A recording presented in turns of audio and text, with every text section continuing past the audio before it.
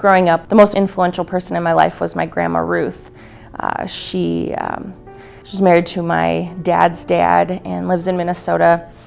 And we would constantly go to visit from here in Milwaukee, but even before we lived in Milwaukee, we spent some time living with her.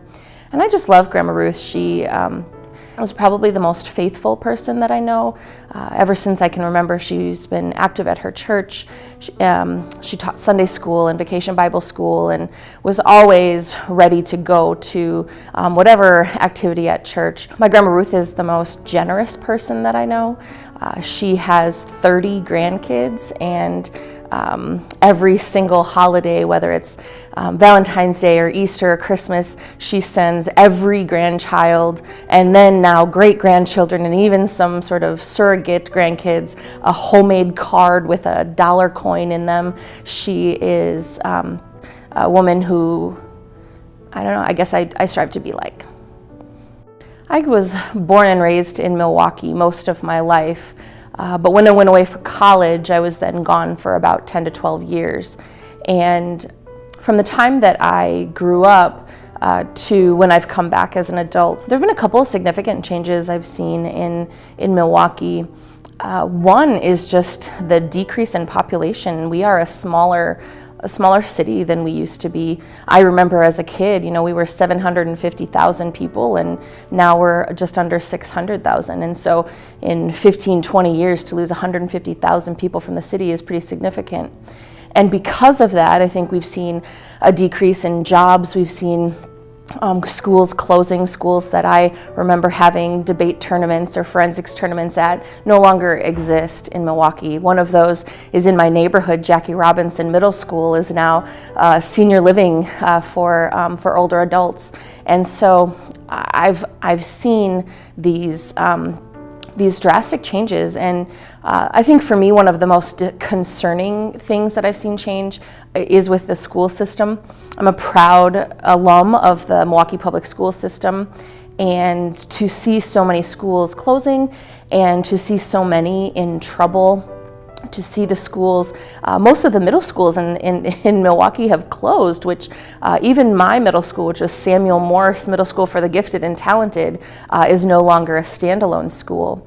And now the schools are either K through 8 or 6 through 12. And I don't know, I just think that that's been a little concerning. But the other thing, the other change I've seen in Milwaukee is more positive. And maybe it's just because I'm an adult and now I'm more active, but I see a lot more activism in Milwaukee. I see the number of nonprofits and churches and organizations that really want to make a difference. And I think it's because we've been a struggling city that these organizations have really flourished in recent years. And for me, that's been one of the most positive things about being back in Milwaukee.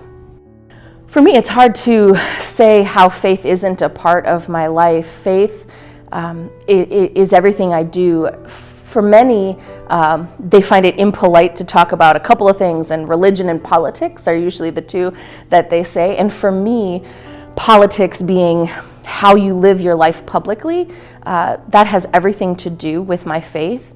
And I believe in a God who loved the world so much that God became part of the world.